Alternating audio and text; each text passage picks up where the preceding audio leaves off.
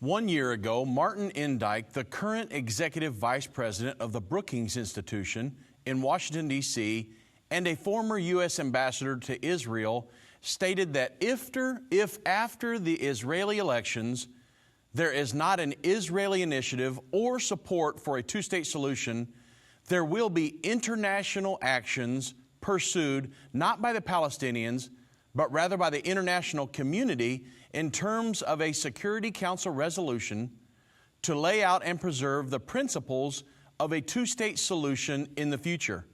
In other words, the United Nations would force Israel into a peace agreement with the Palestinians.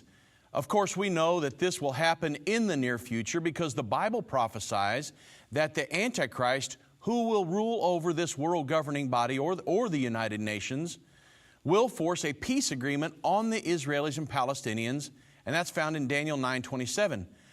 Therefore, we followed the story very closely at the time. However, after the elections, Netanyahu stated that he was still for a negotiated two-state solution, kicking the proverbial peace agreement can down the road.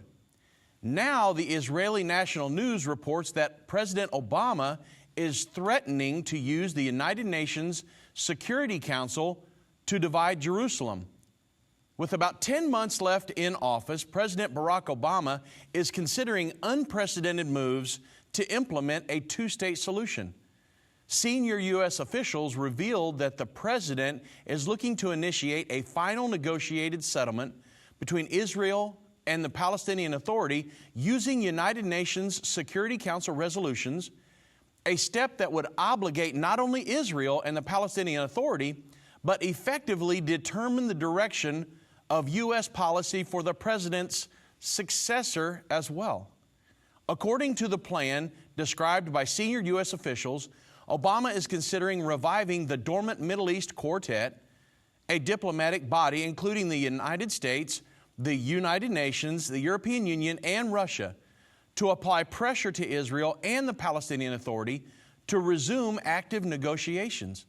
The president is also considering use of a United Nations Security Council resolution to forcibly extract concessions from Israel and the Palestinian Authority. The United States has until now vetoed any such resolutions, though Mr. Obama has in the past threatened to allow them to pass. A Security Council resolution would be binding upon all parties, unlike General Assembly measures, which are non-obligatory recommendations. Such a resolution would remain in force even after the president leaves office next January, effectively shaping the future of American policy in the region for Mr. Obama's successor. The resolution would require Israel that they cease construction over the Green Line and would force Israel to recognize Eastern Jerusalem as the capital of Palestine.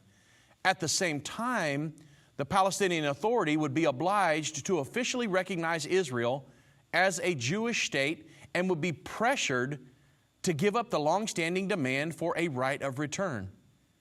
The questions are, will President Obama, along with the Middle East Quartet, force Israel and the Palestinians to sign an agreement? And could this be the peace agreement prophesied in the Bible to start the final 7 years? Well, at this time, we really can't be sure. However, we do know from the prophecies of the Bible that this very event will occur in the near future. Only time will tell.